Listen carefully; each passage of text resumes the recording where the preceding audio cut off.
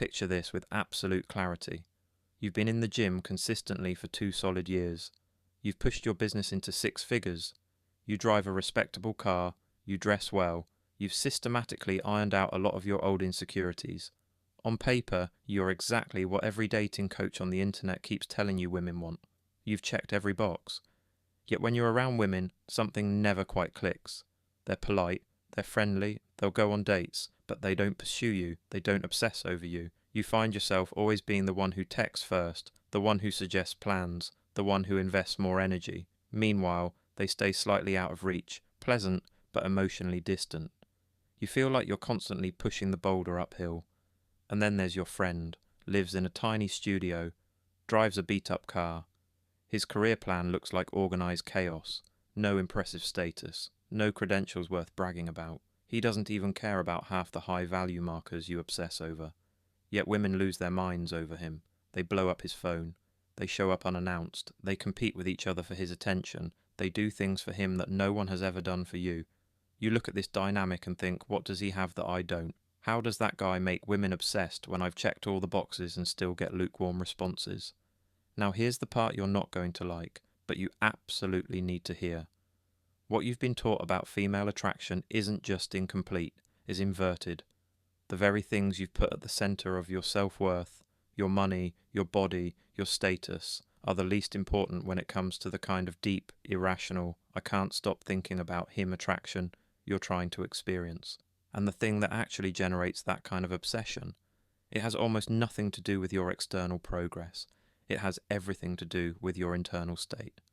Today, I'm going to break down the hidden psychology behind female obsession. Not the shallow, she thinks you're cute type of interest, but the kind where you occupy her mind in the middle of the day for no logical reason. I'm going to explain why women can remain indifferent to men who look objectively better on paper, while becoming addicted to men who, from the outside, seem average. If you stay with this, you won't just understand women better. You'll understand yourself better. Because this isn't about tricks. It's about how you show up in the world. Society, and most of the internet, has sold you a simple equation. More value equals more attraction.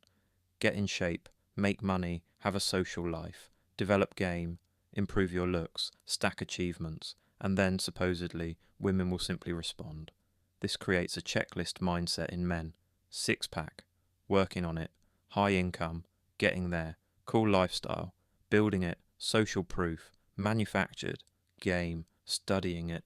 The problem is not that these things are useless.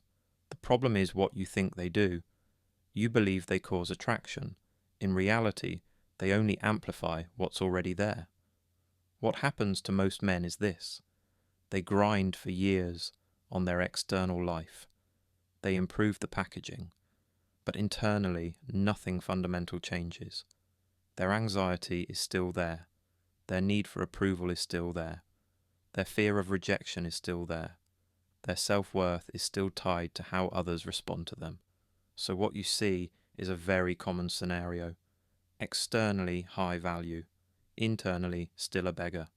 These men end up frustrated and resentful because they built the house but never laid the foundation. Their mindset is simple.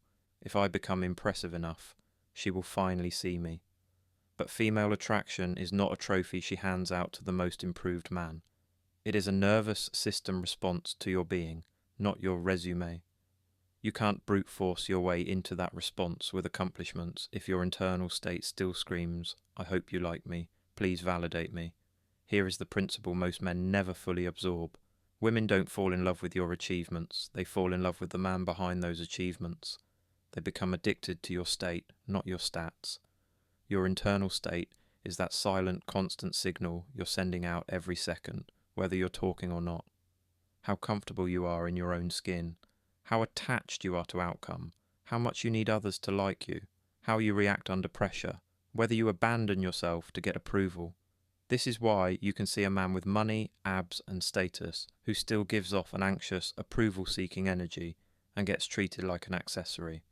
And another man with average looks, average income, average lifestyle, but whose energy is grounded, self-sufficient and unbothered, and women rearrange their lives for him. So the real question becomes, how does a woman perceive your value?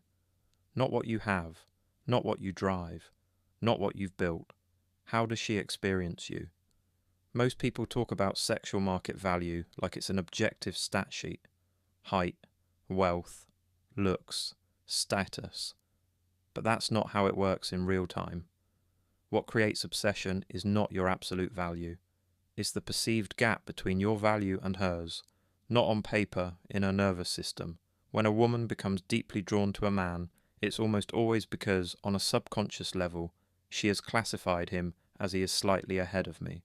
Not miles above her, not beneath her, just ahead.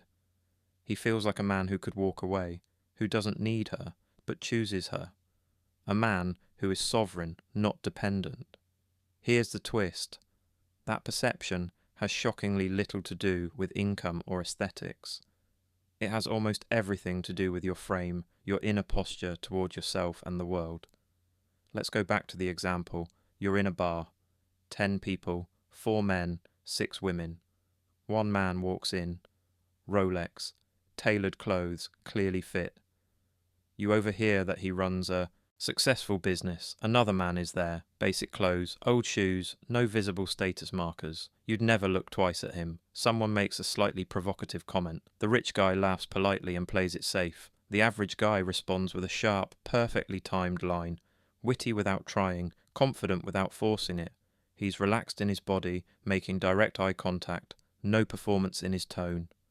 In that moment, every woman in that group will feel more drawn to the second man.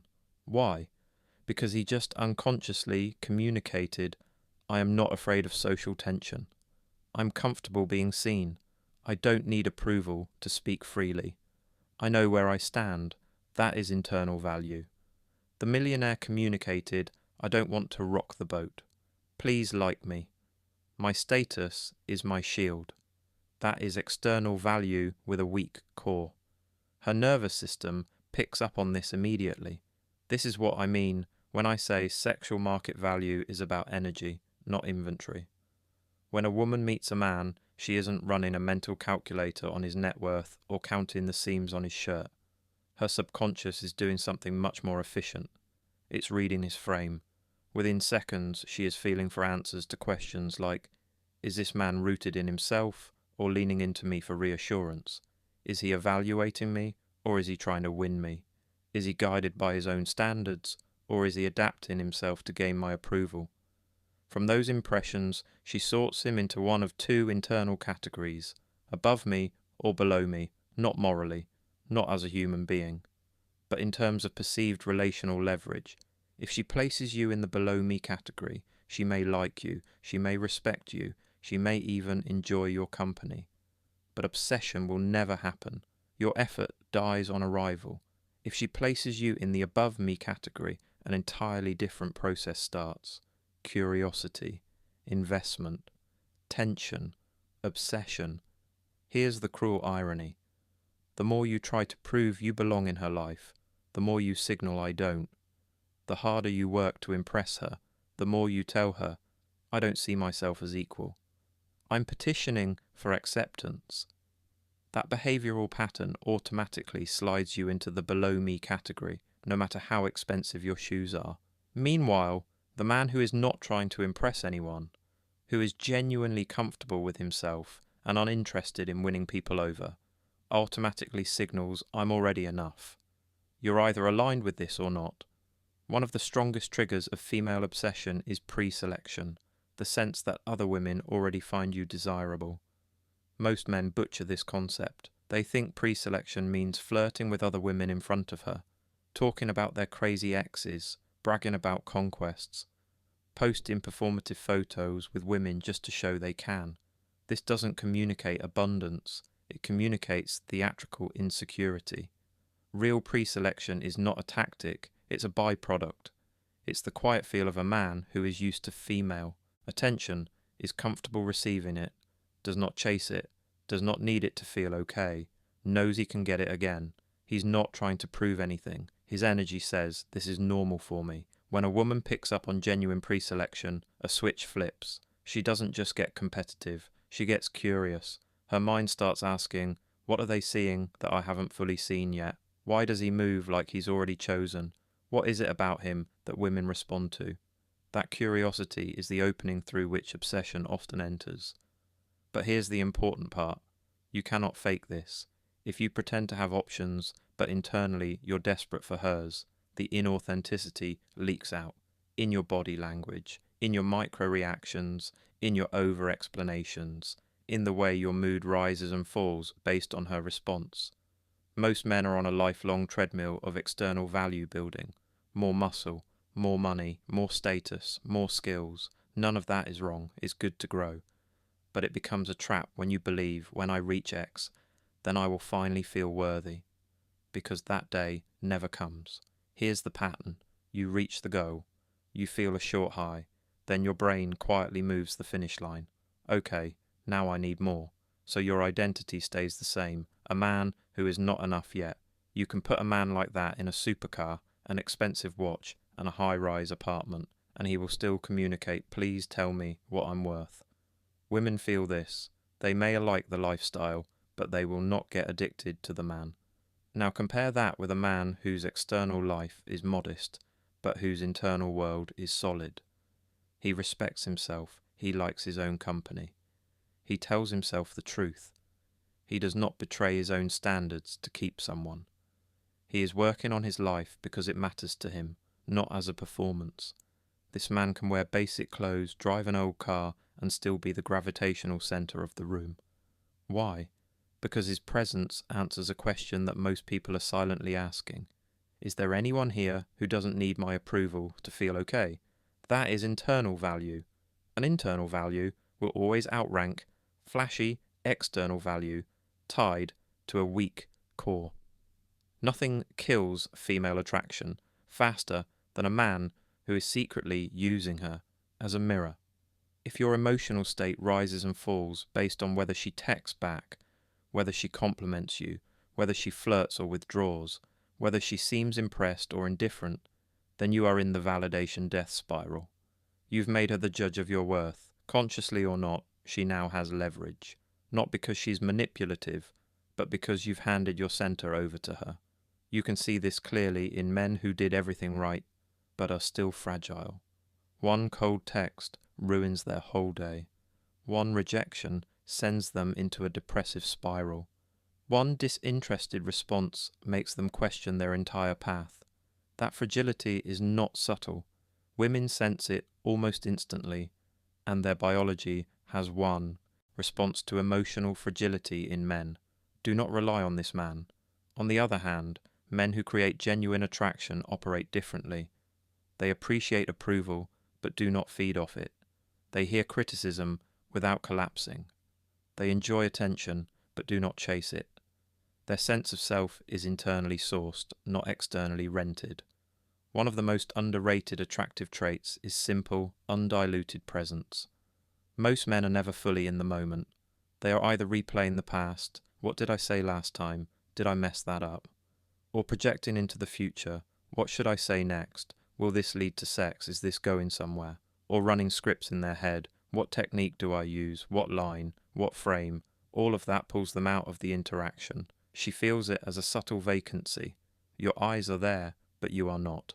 A man who is fully present, no agenda, no rush, no internal chatter, stands out more today than ever before.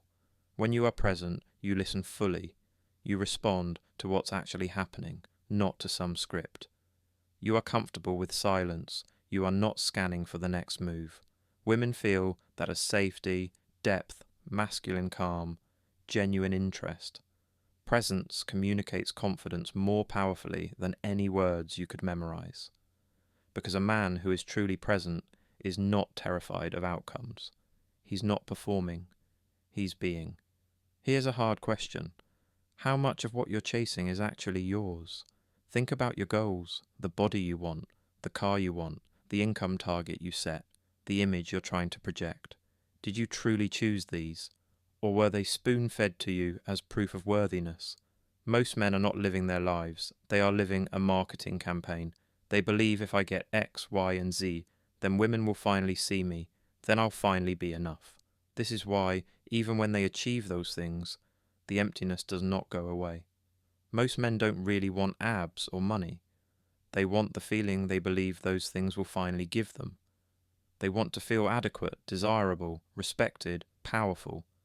So they attach all those feelings to a future achievement. I'll feel confident when I look like this. I'll feel valuable when I earn that much. I'll feel worthy when I can afford that lifestyle. The problem is that this creates conditional confidence. I am only allowed to feel good if the conditions are met. Anything that threatens those conditions, aging, a bad year in business, a setback, also threatens their entire identity. Your confidence becomes hostage to external circumstances. Women can sense this fragility. Here's a deeply uncomfortable truth. When sex becomes your primary objective, you hand women all the power. If your mood, your self-esteem, and your sense of masculinity depend on whether she sleeps with you, then your entire emotional state is now under her jurisdiction. Consciously or not, she now controls the switches. Approve, disapprove, reward, withhold, inflate, deflate. And again, she can sense this instantly. A man whose eyes light up at any hint of sexual possibility communicates one thing. I am starved. I will compromise myself for this. At the core of male attractiveness is groundedness, not bravado, not aggression, not noise, groundedness, the ability to remain centered under pressure, the refusal to abandon your frame when challenged, the quiet knowledge that you can handle what comes. Women are not just attracted to looks, they are attracted to how a man responds to reality. If she tests you and you crumble, she pulls away and you panic, she disagrees, and you backpedal to keep her happy, you signal that your center is external. Theory is cheap. Every man loves the idea of being this guy. Very few are willing to become him. If you want to stop being the man who looks good on paper but never generates real obsession, here's where you start. Audit your motives. Look at what you're currently chasing and ask if women didn't exist. Would I still want this? Be brutally honest. Anything that's motivated purely by external validation is a liability. Develop internal validation. Build practices that make you respect yourself. Keeping your word to yourself, training, doing what you said you'd do, confronting your weaknesses. Stop outsourcing your worth to female attention. Practice presence. In conversations, catch yourself mentally leaving the moment. Pull yourself back. What is actually happening right now? Presence is a muscle. You build it through repetition. Lean into authenticity. Stop performing. If you disagree, say so. If you're bored, don't pretend you're entertained. If you're uninterested, don't chase. Authenticity will cost you fake connections, but attract real ones. Cultivate stoicism. Work on your emotional resilience. This doesn't mean suppress feelings. It means not being ruled by them. Meditation, journaling, hard physical training, these are tools, not cliches. Create internal peace. This is not about giving up ambition. It's about not postponing self-respect until you arrive. Learn to be okay with who you are while you build who you're becoming. The principles I've laid out are powerful. If you wanted to, you could use them purely for manipulation. You could build just enough internal strength to keep women hooked while you stay emotionally empty. That's not what this is for. If you use this understanding to exploit others, you will eventually drown in your own emptiness. The point is not to turn women into trophies. The point is to stop being a hollow man begging for reflection. The real game is this. Become so at peace with who you are that you no longer need anyone to complete you. From that place, you pursue your goals because they matter to you. You connect with women because you enjoy them, not because you need them. You can love fully without losing yourself. You can walk away without collapsing. That kind of man is rare, and rarity is what makes people unforgettable. When you become that man, you won't need women to be addicted to you. They will be drawn to you naturally, not because you hacked their psychology, but because you finally mastered your own.